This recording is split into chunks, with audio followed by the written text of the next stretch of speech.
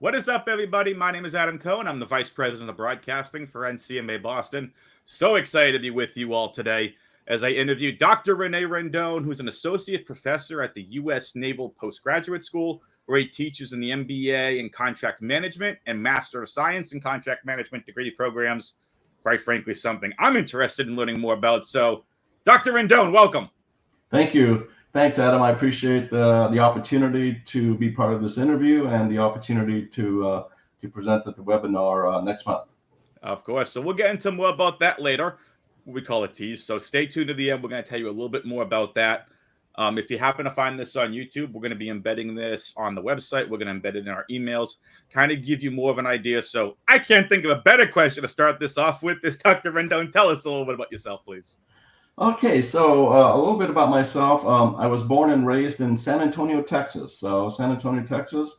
My father was in the Air Force. He retired from the Air Force. I have two older brothers that were also in the Air Force, and they retired from the Air Force. And so you can say I came from an Air Force family. I served in the Air Force about 22 years working in contracting on some major programs like the Peacekeeper program, the Maverick missile program, the Air Force One back there in the early 90s. I worked in the F-22 or the YF-22 program as well. And I also worked in some space systems like the SBIRS, the Space-Based Infrared Surveillance Satellite program, as well as the Evolved Expendable Launch Vehicle program. So mostly major weapon systems contracting. In addition to that, I was a contracting squadron commander at a pilot training base in Texas as well. So that's me. I grew up, like I said, in San Antonio, Texas. Our house is still there down the street from Kelly Air Force Base, and so I used to watch the airplanes fly over my house, the B-52s and the C-5s and the C-130s and the F-16s. And so that's what got me interested into contracting, because I would look at those airplanes.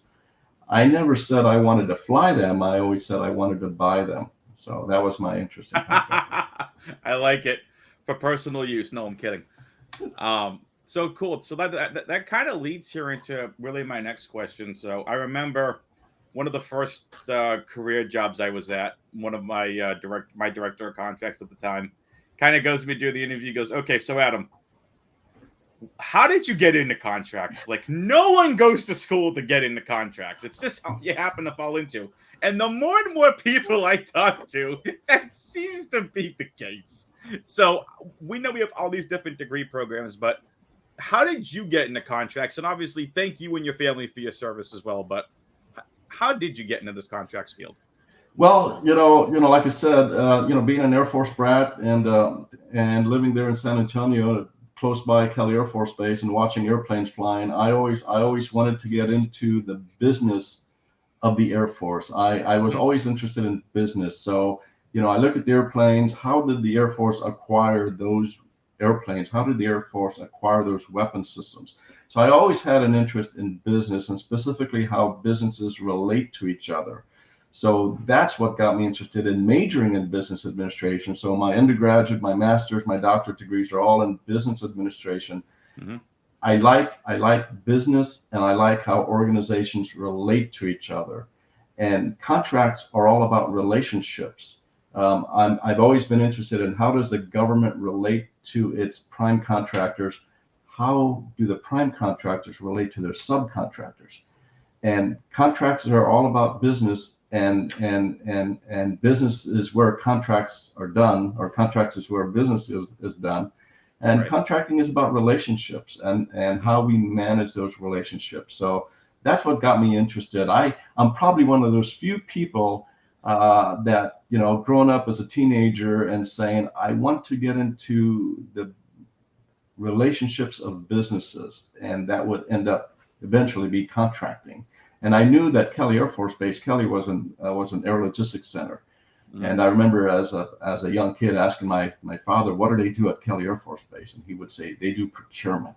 And I would say, ooh, procurement. I like procurement. I like that word. I want to do procurement. And that was my interest in contracting. So I think at a very young age, I knew I wanted to get into contracting. That's awesome. So speaking of that, I've had the opportunity to, do a lot of work with the Air Force, not directly, of course, but when I was a subcontract administrator, some of the prime contracts came from AFRL, or the Air Force Research Laboratory. So just, getting off of that for a second, so you knew you wanted to get into the Air Force. Did you know about that research and development side, and then obviously the further buying side? Yeah, I did because I knew that Kelly Air Force Base was an air logistics center, so they did sustainment, and I knew that Mm-hmm. before weapon systems can go into the sustainment phase, they had to go through the production phase, and before they can go to the production phase, they had to go through the research and development phase. And I remember reading books about the Wright brothers and how they started with their flying machines and all that kind of stuff, and understanding the role that Dayton, Ohio had with the Wright brothers, and then finding out there was an Air Force base in Dayton, Ohio, and In Dayton, yep. that's where they acquired a lot of the research and development for the aeronautical systems in the Air Force. So I knew there was the research and development phase before we get to the production, and then before we get to the sustainment. It's awesome. All right. So we know this is an NCMA event. So have you been involved with NCMA before? And if so, like, what do you like about NCMA? What kind of, drew you to this organization? Because you knew you wanted to get into contracting. And then there's like, oh, there's this National Contract Management Association thing, and then all the chapters around. So tell us a little bit about, Yeah. your story and NCMA involvement. Yeah, so I actually joined NCMA way back in 1985. So I think that's about 38 years ago. So I joined NCMA.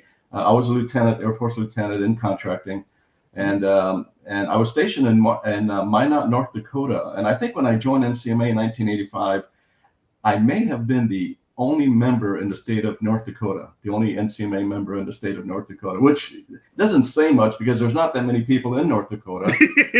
I think there's more cows than people in North Dakota, but I remember NCMA telling me the closest chapter was in Denver, Colorado, which Okay. would Yeah. make for a heck of a commute from North Dakota to go to the chapter meetings. But so I No joined kidding. NCMA in 1985. I earned my CACM certification, which was a predecessor to the CFCM. Hmm. I earned that in 1987, and then I earned my CPCM in 1988. And I earned my fellow award, I believe, in 1993, and my outstanding fellow award, I believe, in 2004. And then I was assigned in Cheyenne, Wyoming. I was on the Peacekeeper program, the ACO, Administrative Contracting Officer for Peacekeeper, and I helped start the Wyoming chapter for NCMA. That's awesome. In fact, yeah, when I interviewed for the contracting officer job there at Warren Air Force Base, I had on my resume that I was a member of NCMA. And the colonel who was interviewing me noticed that, and he said, "Hey, I see you're a member of NCMA. So what do you do with NCMA?" And I said, "Well, I drive down to Denver to go to the chapter meetings. That's what I do." And he goes, "Well, it would really be nice if we had a Wyoming chapter of NCMA." And I Yep. said, "Colonel, if I worked for you, I would help you form the Wyoming chapter of NCMA." So that's how I got hired, and we founded the Wyoming chapter of NCMA. That's And awesome. I was also part of the Alamo chapter in San Antonio, Texas. I was assigned at Randolph Air Force Base, and we actually started the Alamo chapter, Hmm. the second chapter in San Antonio. There was the San Antonio chapter, I believe, which was operating out of Cali Air Force Base. But I was at Randolph Air Force Base, and so we started the Alamo chapter. That's And then I've awesome. also been involved in the Dayton chapter when I was assigned at Wright-Patterson, and the Los Angeles South Bay chapter when I was assigned at Los Angeles Air Force Base. So I enjoy NCMA. I am currently the editor-in-chief of the Journal of Contract Management. I've served on the board of directors for NCMA headquarters for about 6 years, and yeah, so I look to NCMA as a source of knowledge on basic contract management principles. So in the Air Force, as a member of the Department of Defense, we get a lot of training on FAR. The Air Force Institute of Technology, when I was in the Air Force, AFIT provided a lot of contract training. Now DAU provides, Defense Acquisition University provides a Yep. lot of training on contracting, but it's all FAR-based training. Yep. And the FAR is the application of the principles of contract management.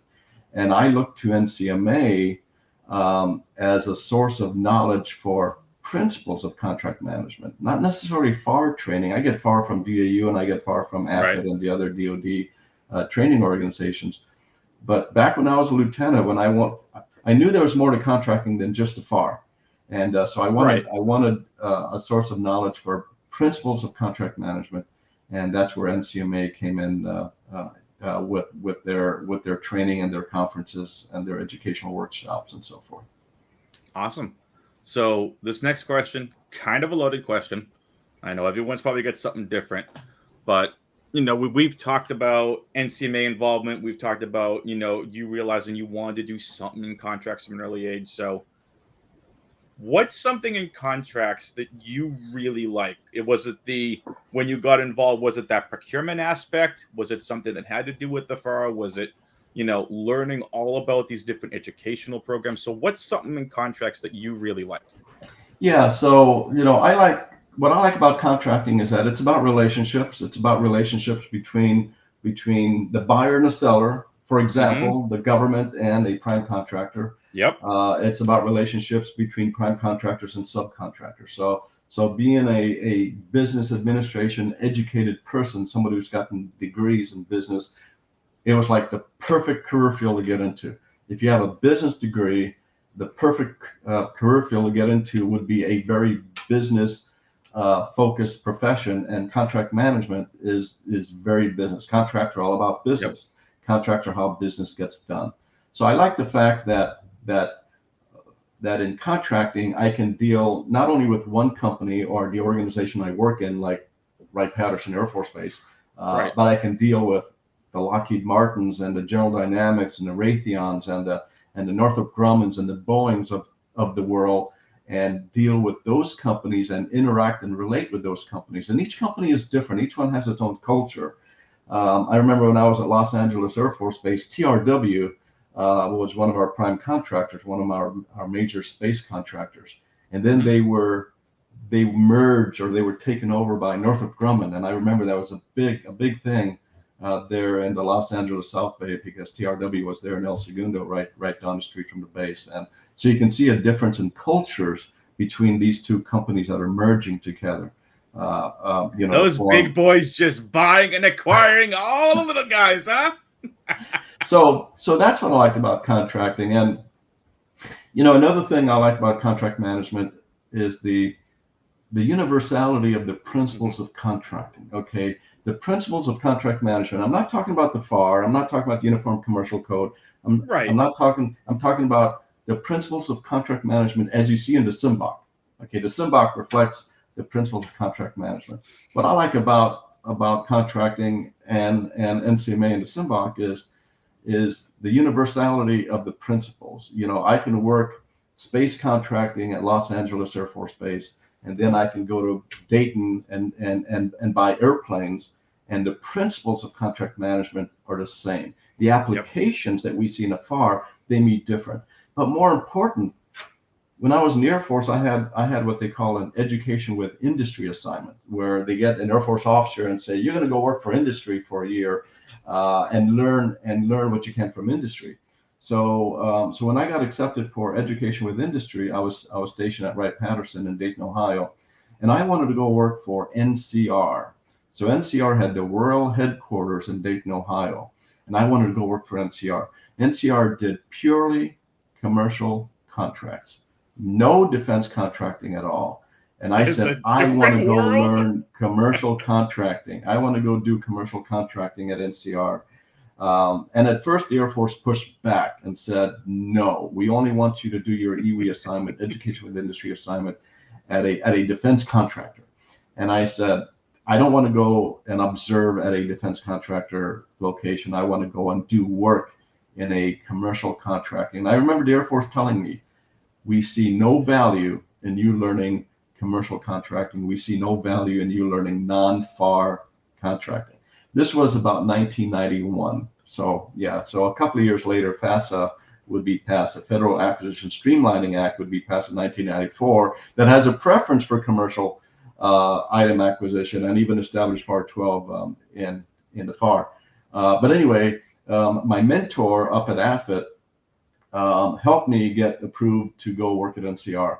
And what I liked about contracting was I left the Air Force FAR-based contracting on a Friday, went to work at NCR on a Monday, and I was able to hit the ground running, doing contract management activities, negotiating contracts, managing contracts in a non-FAR environment.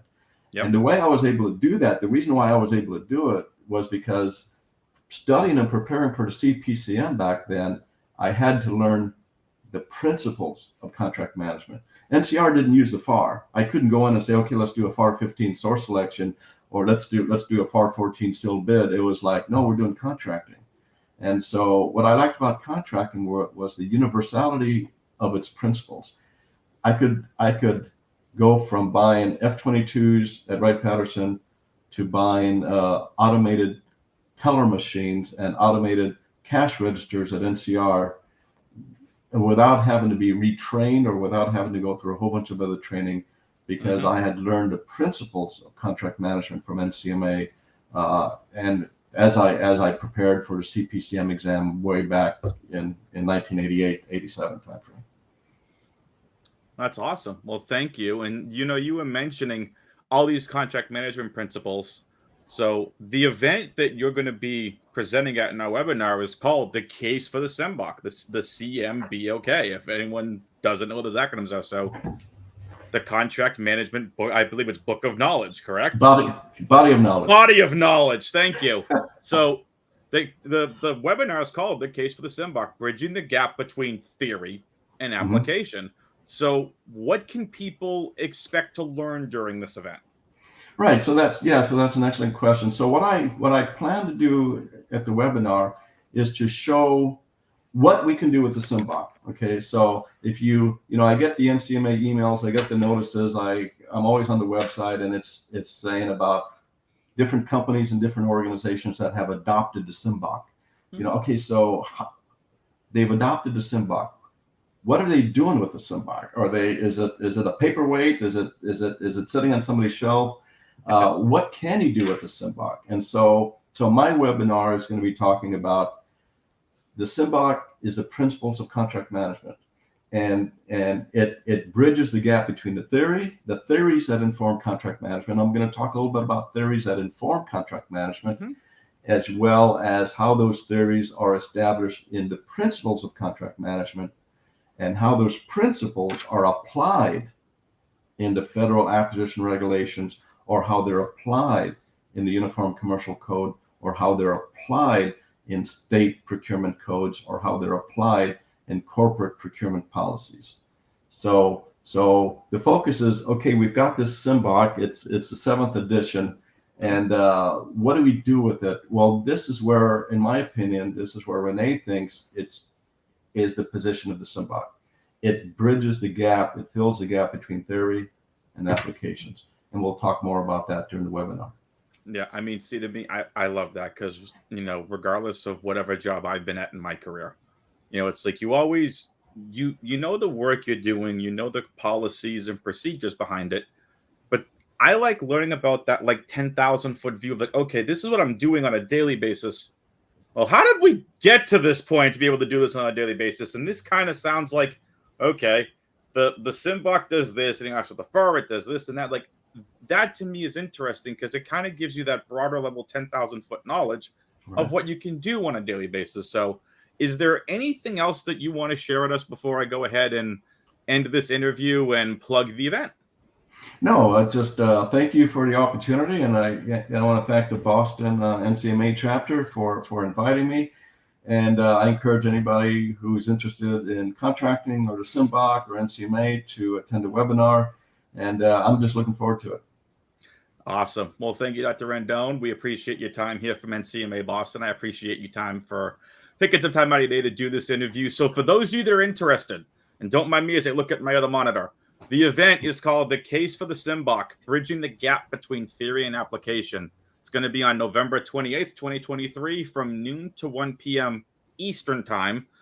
And it's going to be a webinar platform, but for more information, you can register for the event right now, and we will give you all the information on where you can go for the webinar. Go ahead and register. Head over to ncmaboston.org. You can find the event, and you can find Dr. Rendon's bio and everything else that you can be expecting from the event. So head over to ncmaboston.org and make sure you sign up for the NCMA Boston emails as well.